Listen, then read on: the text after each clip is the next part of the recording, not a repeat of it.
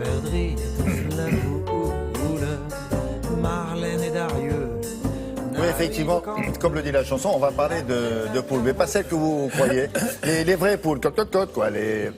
Si vous avez un jardin, vous pouvez mettre des poules dans votre jardin, ou si vous habitez à la campagne. Mais si vous êtes citadin, c'est possible aussi. Le but du jeu, c'est quoi? C'est d'avoir des poules connectées. D'avoir un poulailler connecté, très bien. Mais à quoi ça sert? Ça, c'est la très bonne question. À quoi ça sert d'avoir un poulailler connecté? Manger des œufs tous les connecté, matins. Connecté parce que je vous vois pas le matin, vous êtes ici, à aller ramasser vos œufs, à vous occuper de vos poules, alors que vous pourriez tout à fait avoir un poulailler. Vous avez tort, sur le chemin, je m'arrête souvent. Enfin, on peut penser que si vous êtes un citadin un peu actif, vous allez avoir du mal à vous occuper de vos poules. Or, ces jeunes Amiénois sont partis d'un principe très, très simple. Ils disent une poule, ça peut fournir 240 œufs par an. Et c'est à peu près la consommation de chaque Français. Donc chacun pourra avoir sa poule. Et chacun pourra avoir une poule qui gambade un peu, qui a un peu d'espace. Parce que 75% de nos poules ne voient jamais le jour.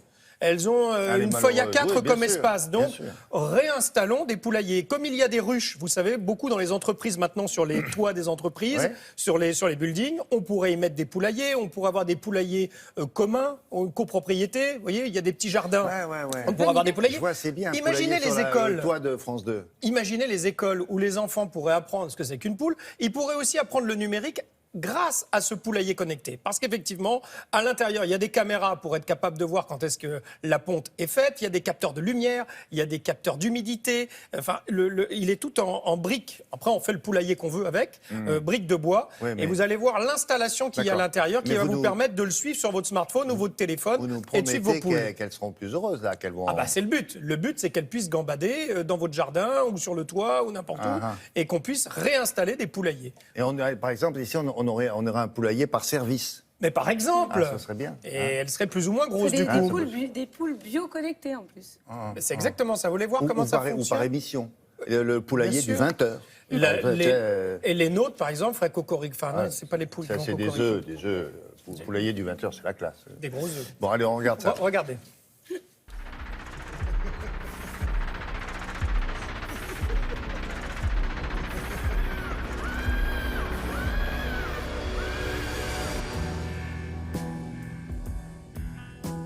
Nous, on considère que l'industrie de l'œuf marche sur la tête. L'élevage en batterie, ça veut dire qu'une poule a comme espace de vie l'équivalent d'une feuille A4. Nous, on pense qu'on peut avoir un autre système et puis proposer aux consommateurs de reprendre en main la façon dont on produit les œufs pour se nourrir d'œufs de qualité.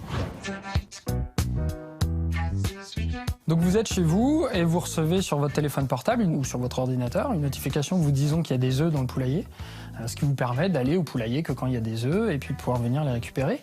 Et surtout, ça vous permet d'avoir une relation avec vos poules et votre poulailler qui est différent parce que les poules vont vous parler au travers d'une application. Alors sur l'application, on va y retrouver en fait un carnet de santé de chacune des poules, donc elles vont avoir un prénom, des photos, un historique en fait de tout ce qu'elles ont fait dans le poulailler, quand est-ce qu'elles ont pondu.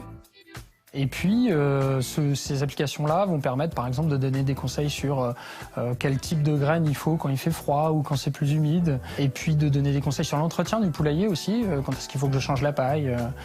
Et tout un tas d'autres capteurs qui vont permettre d'améliorer la relation avec les poules et finalement presque de transformer les poules en animal domestique. Il faut savoir que les poules sont équipées de bagues RFID. Une bague RFID, ça fonctionne un petit peu comme un code barre. Ça nous permet d'identifier les poules dans le poulailler et de savoir quelle poule a pondu. Quand la poule sort du nid, on va venir prendre une photo du nid et on va analyser cette photo pour savoir s'il y a un œuf en plus ou pas. Alors le poulailler est fabriqué à partir de bois d'essence locale. En fait, il se constitue de briques qu'on vient assembler pour pouvoir le fabriquer. Donc il n'y a pas besoin d'outils pour fabriquer ce poulailler-là. Et puis sur ce poulailler, on va venir y mettre un panneau solaire. L'idée, c'est que ce poulailler il soit autonome en énergie.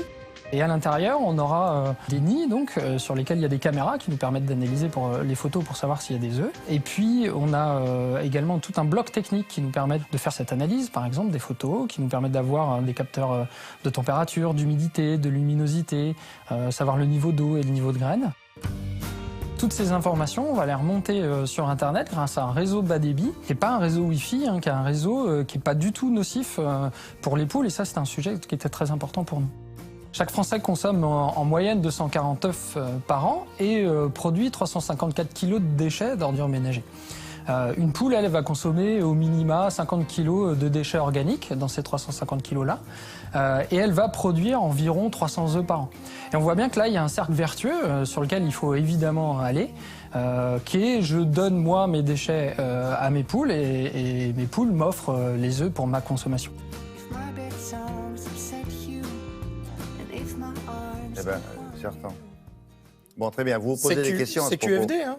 Vous donnez Oui, non, ça, 7% de vos déchets organiques, 7%, Alors, et la poule Il faut vous fournit en établir œufs. un budget. C'est-à-dire, vous avez la cabane. La cabane, en La cabane, bois, alors entre 600 et 700 euros selon la taille. là. Ah, mais c'est ce qu'il y a de Ah oui, plus mais elle cher. est équipée. Hein. C'est ce qu'il y a de plus cher. Parce que, La Olivia, poule après. Olivia, combien ça.